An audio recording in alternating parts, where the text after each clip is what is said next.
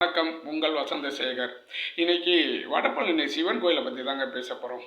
இந்த சிவன் கோயில் வந்து வேதகால கோயில்னு அழைக்கப்படுதுங்க. மிக புகழ்பெற்ற பழமையான கோயிலுங்க இது. கிட்டத்தட்ட ஒரு 1500 வருஷத்துக்கு முன்னாடி கட்டப்பட்ட கோயில். இது வந்து சோழர்களால் வந்து கட்டியிருக்காங்க இந்த கோயிலை வந்து.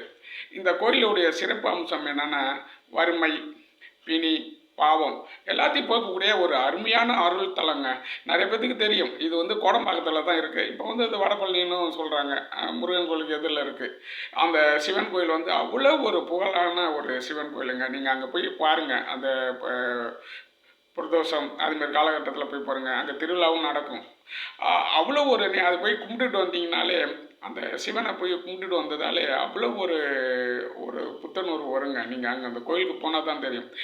நிறைய சினிமா பிரபலங்கள்லாம் அங்கே வரக்கூடிய கோயிலுங்க. பக்கத்திலே சென்ட் யூனியன்லாம் இருக்குது. அங்கேயே மிக எல்லாரும் சினிமாக்காரங்க நிறைய பேர் வருவாங்க இந்த கோயிலுக்கு.